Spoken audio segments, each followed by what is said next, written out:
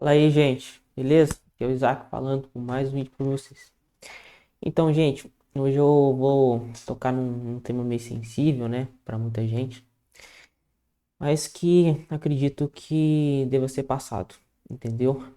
Porque essas pessoas são importantes, sabe? É gente como a gente, né? Tem as suas dificuldades, as suas limitações e devem ser acolhidas, né? Mas a gente não pode tolerar pecado também, né? Então, mas eu vou dar meus pontos aqui, né? Então, é o seguinte, em primeiro lugar, sobre a questão da transexualidade, né? Como ver isso de uma ética cristã? Não é simples, sabe? É um negócio muito mais profundo, né? Então, existem dois scripts, né? Existe o script bíblico da criação e existe o script humano, de como que ele enxerga a realidade alienado não, é rejeitando Deus, né? O que que acontece? Quando o homem rejeitou a Deus, alguma coisa deve ser preenchida, né? Alguma coisa tem que ser preenchida nesse homem. E o que que o homem tenta preencher? Não consegue, mas o que que o homem tenta preencher? Com a criação, que é o que sobrou, e ele mesmo, né? Então por isso que tem idolatria, fornicação, essas coisas aí. É o homem tentando se preencher porque está longe de Deus, né? E a transexualidade não é diferente disso. Ela propõe uma releitura de toda a realidade, né? Qual que é o script da transexualidade? Que um corpo, o corpo que a pessoa trans está, né? Ele é um figurino sufocante, que a pessoa não se sente confortável nele. Mas qual que é a ética bíblica do corpo? Entendeu? Qual que é o modelo, né? Porque a gente tem um modelo na ética bíblica. O modelo é exatamente o seguinte: estamos aqui em Gênesis 1, né? Deixa eu ver aqui, peraí. Aqui, Gênesis 1, 26. Então disse Deus: façamos o homem à nossa imagem, conforme a nossa semelhança.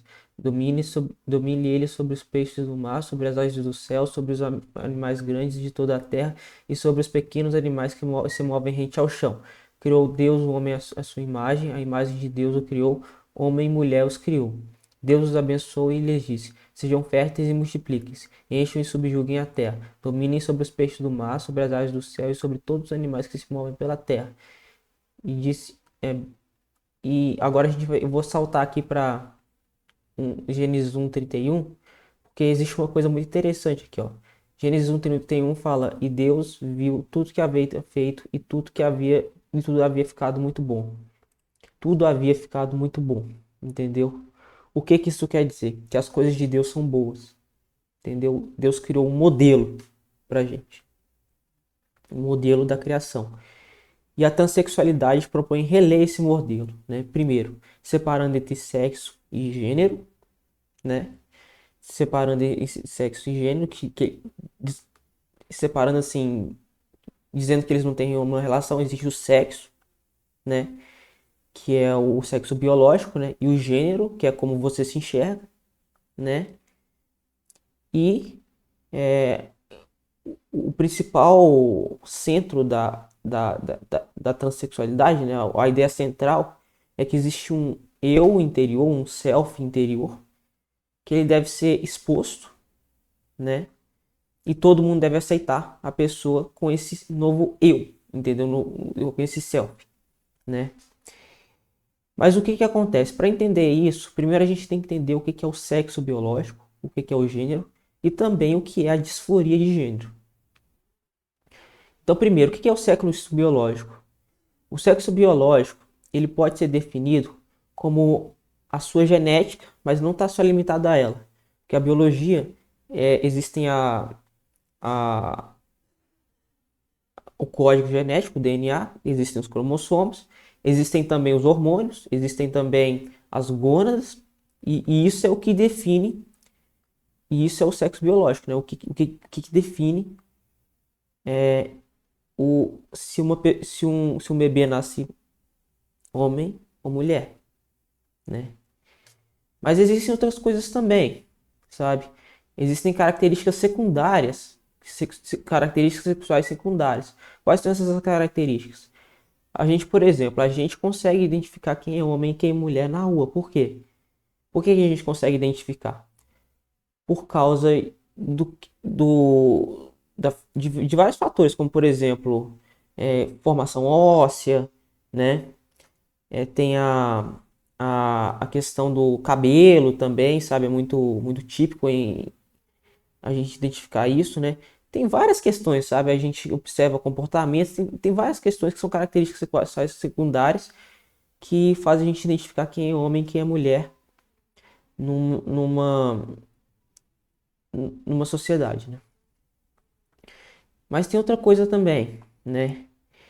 E o gênero? Onde fica o gênero nisso tudo?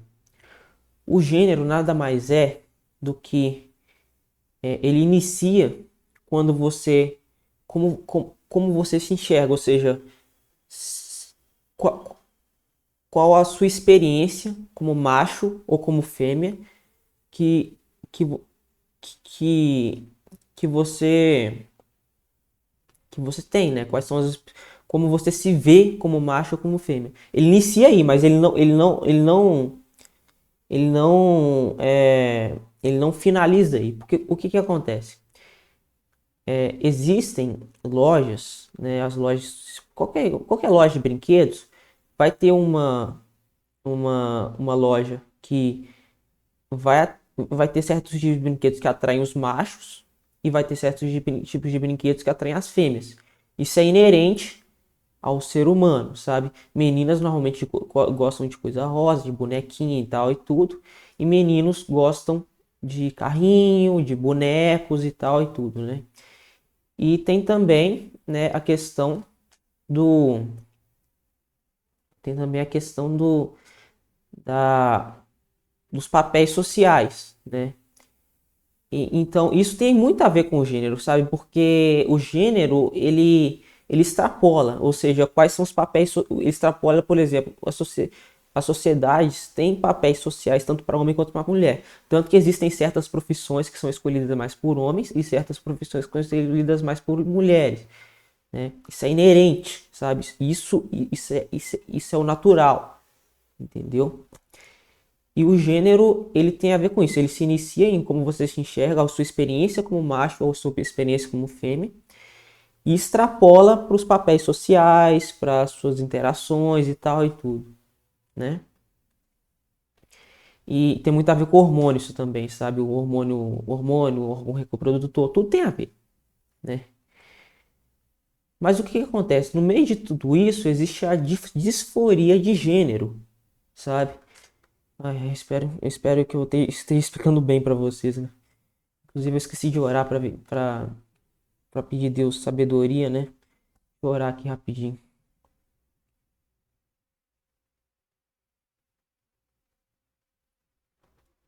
Pronto, já orei. Agora, aí é o seguinte. Mas como eu ia dizendo, existe também a disforia de gênero. O que que é a disforia de gênero? Bom, o movimento trans, ele coloca a disforia de gênero como algo bom a ser celebrado e tal e tudo. Mas na verdade, a disforia de gênero não é algo bom. Porque a disforia é uma inaptidão da pessoa em lidar com aquilo que ela é, entendeu? É uma inaptidão, ela não se sente confortável com aquilo que ela é. Então, por exemplo, um homem, né, uma pessoa que nasceu homem, mas que fala que não é homem, que ela fala que não concorda que seja homem e que tem alguma coisa a ver que ela se diz não ser homem, ou vice-versa, né? E isso causa um certo sofrimento para a pessoa, né? Não é à toa que os índices de pessoas que se atentam contra a própria vida e são trans são altíssimos, né? E são maiores do que as pessoas que não têm esse tipo de disforia, né? E são maiores, né? Mas o que que acontece? Esse tipo de inaptidão, sabe? Não existe um consenso sobre o que causa isso, entende? Tem uma teoria que fala que é a questão do cérebro, né? Que é o cérebro que define isso em algum momento. Mas eu não acho que seja muito da questão do cérebro, até porque a nossa consciência não é limitada ao cérebro, sabe? Tanto que, tipo, nas experiências de quase morte, né? Nas experiências de quase morte, o, a consciência expande, né? Mesmo que não tenha atividade cerebral, entendeu? Tanta atividade assim, é só tipo, mesmo quando, tipo, parou o coração, tem um pouquinho de atividade cerebral só e, e a consciência ela expande, né? O que não deveria acontecer, porque tem que ter, para ter uma consciência tem que ser um cérebro muito organizado e tal e tudo, né? Mas não é isso que acontece, a consciência expande, né? Mas então, voltando aqui ao assunto, né? Não existe um consenso sobre o que causa a disforia, né? Eu tendo a acreditar, né, de que existem vários fatores, né, que podem causar uma disforia. Às vezes o contexto social, né, da pressão social que existe hoje. Às vezes é algum abuso na infância e tal e tudo. Enfim, mas pra mim, né, pode ser que, tipo, seja o mesmo motivo ou por um motivo parecido do que causa a kleptomania, a mitomania, né? A, a questão da dos piromania também, essas coisas, entendeu? Mas o que que eu quero dizer com tudo isso, né? Agora, eu já falei pra vocês o que que é sexo, o que que é gênero, o que que é disforia de gênero e que isso não é algo que deve ser celebrado. Isso é algo que deve ser. Isso é algo ruim, entendeu? A disforia de gênero é algo ruim e essas pessoas precisam ser ajudadas para lidar com isso, né? E assim, o que que acontece? A questão da transexualidade, como eu já expliquei para vocês, ela propõe uma releitura da percepção da realidade da sexualidade. Porque na ética bíblica, a sexualidade é o quê? Relacionamento entre homem e mulher, entendeu? Ou seja, as atrações sexuais entre homem e mulher, os desejos, né? A, as, o, o, o tipo de relacionamento que você tem entre homem e mulher, sabe? Tudo isso é sexualidade, entendeu? E na ética cristã, o corpo deve ser usado para a glória de Deus, né? Mas na questão da transexualidade, ela propõe uma releitura, sabe? Ou seja, você não nasce mulher ou nasce homem, você se torna, sabe? Você se torna isso e essa é uma das questões, né? E outra questão também, né? Você tem também a questão de que uma mulher está presa no corpo de um homem, ou vice-versa, né? Um homem está preso no corpo de uma mulher, né? E isso vai contra a ética bíblica, né? Porque lembra do modelo da criação, entendeu? Mas diante de tudo isso, o que que acontece? Se você pega o modelo da criação e se aplica, né? A gente sabe que o modelo da criação é bom, né? Tanto que pessoas que seguem Jesus, elas não têm seus problemas resolvidos, mas elas sempre se fortalecem em Jesus, né? E não existe ninguém que tenha seguido Jesus e que se decepcionou. Não, não existe isso, sabe? E assim, na ética da transexualidade, na questão da transexualidade, esse movimento é muito prejudicial para as pessoas trans. Por quê? Porque eles propõem esse tipo de. Eles empurram esse tipo de questão ideológica, né? Mas não é só. Mas não é para ser uma questão ideológica. Isso é para ser uma questão muito mais profunda do que só ideológica, sabe? Tanto que, tipo, não dá pra você simplificar e falar que é demônio que faz isso, né? Porque existem pessoas que são cristãs, mas que têm essa disforia de gênero, né? Só que elas não superam isso, entendeu? Existem pessoas que não vão superar isso. Não é só converter que vai resolver isso. Pode ser para algumas sim, mas outras não, entendeu? Outras outras pessoas podem ser que vão lidar com isso a vida inteira, né? Como uma tentação, né? E esse movimento não propõe isso. Ele propõe você a fazer um tanto de cirurgia e tal e tudo, você viver como ou viver uma fantasia, né? Porque não tem como você mudar de sexo, não existe isso, sabe? O sexo ele é biológico, não existe você mudar de sexo. Você pode mudar características secundárias sexuais, não o sexo em si, entendeu? Você vai continuar sendo homem ou sendo mulher, entendeu? E o que que acontece? Mas como que a igreja deve lidar com essas pessoas? Primeiro, a igreja deve acolhê-las, deve apresentar o reino para elas, né? E deve também ajudá-las a lidar com isso, né? Especialmente com pessoas que vão lidar com isso a vida inteira, né? Porque as pessoas que vão lidar com isso a vida inteira vão lidar como uma tentação, entendeu? Igual tem tentação normal e tal e tudo para certas pessoas, elas vão lidar com isso como uma tentação, entendeu? Mas existe um plano de Deus para elas, entendeu? Elas estão inclusas no plano de Deus, que é a restauração de tudo, sabe? A restauração do corpo, da alma e do espírito, entendeu? O corpo vai ser ressurreto e essas pessoas, elas elas vão é, na plenitude, né? Elas vão ser do sexo biológico delas e elas vão desfrutar do, da, da restauração, né? Do corpo, da alma e do espírito, né? Por que restauração do corpo, da alma e do espírito? Porque enquanto a gente está aqui na Terra, né? A alma e o espírito eles não têm uma atuação na gente, entendeu? Porque eles estão meio que a gente é corpo, alma e espírito, mas eles tem meio que um bloqueio que neles em relação a nós, entendeu?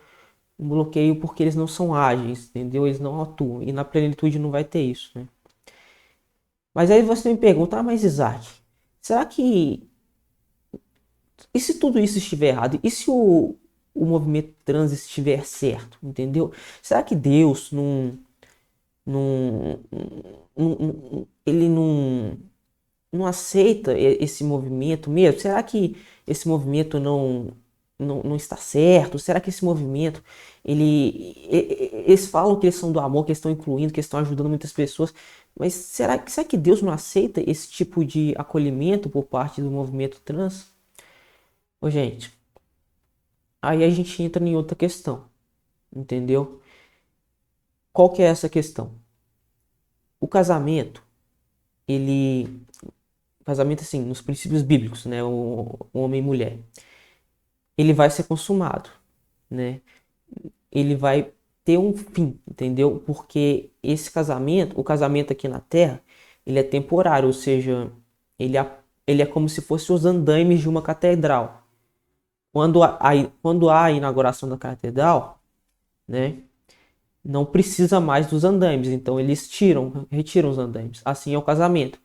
O casamento aqui na Terra, temporário, ele aponta para o casamento cósmico, né? Que é Deus se casando com a igreja, né? E o celibato também faz parte desse plano, né? Porque o celibato é como se você já vivesse lá. Na glória, filho, todo mundo celibatário, entendeu? Não vai existir mais sexo, não vai existir mais casamento. Não. Na glória é todo mundo celibatário. Seremos como os anjos do céu, como fala Jesus. Entendeu? Seremos como os anjos do céu. E assim, e assim, o casamento ele vai ser consumado, tanto que ele é permitido, né? Ele aponta para a glória dessa forma e ele é permitido, né? Porque ele aponta para a glória com a questão cósmica que eu expliquei, né? Enfim, eu já expliquei, né? Mas e os nossos órgãos sexuais, tipo a genitália, né? O ânus e tal e tudo? Gente, é, primeiro de tudo, o corpo, a estrutura da criação, ela não foi afetada pela queda. A queda afetou só a direção que ela toma, entendeu? Então, a queda não afeta a estrutura, ela afeta a direção que ela toma, entendeu? Então, a direção, o corpo inteiro, é coisa boa, é coisa da criação, é coisa de Deus e tal, e tudo, é tudo bom.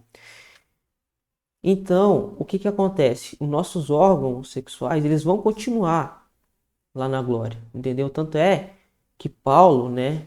Paulo, ele fala sobre a questão acho que é da castração e tal e tudo que ele fala, inclusive da circuncisão, né? Ele fala, gente, não, gente, não faz isso. Se vocês fazem isso, corta o corpo inteiro, entendeu? Porque não é o que você faz com o seu corpo que vai antecipar esse negócio da plenitude. Não é isso, entendeu? Aí Paulo fala isso, entendeu? Então, os nossos órgãos sexuais, eles vão continuar, né? Mas o que que isso tem a ver?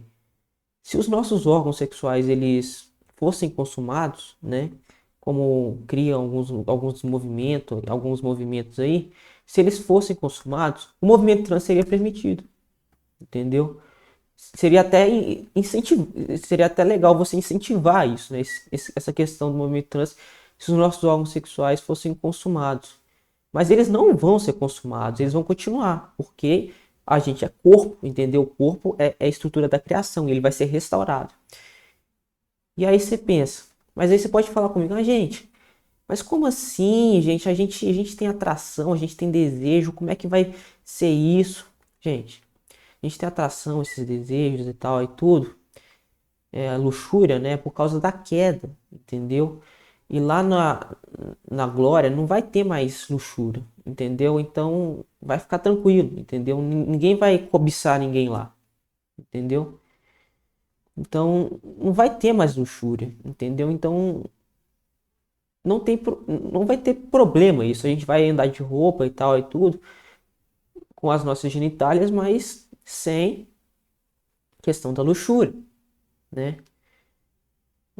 Mas aí, então, você pode até falar, gente, mas será que eu vou precisar ir no banheiro? Eu vou precisar, esse corpo vai ter, eu vou continuar tendo genitais, eu vou continuar tendo a função de ir ao banheiro e tal. Não, gente, os nossos órgãos, os sexuais, eles têm uma função reprodutora? Tem, mas não é só essa função. Lá na glória, eles vão ter outra função para a glória de Deus, entendeu? Vão ter outra função, entendeu? Você não vai, eu acredito que você não vai precisar ir ao banheiro lá, não, sabe? Não vai ter isso, sabe? Porque para mim isso é consequência da queda, entendeu? Então, assim, eles vão ter outra função que é para a glória de Deus, entendeu? Outra função que a gente não sabe, entendeu? Para a glória de Deus. Então, eu, eu não sei se eu expliquei muito bem para você sobre a questão da transexualidade, né? Até porque eu sempre, quando eu vou falar sobre esses temas, eu não sei se eu explico bem, sabe? Mas eu vou deixar um link na descrição do vídeo sobre um vídeo sobre essa questão que faz parte de uma série da minha igreja sobre Deus, sexo e família, né? E tem outras questões lá também interessantes, sabe? Inclusive essa questão do casamento cósmico, né? Do, da questão dos nossos órgãos sexuais não serem consumados e tal e tudo. Tá tudo lá, assim, entendeu?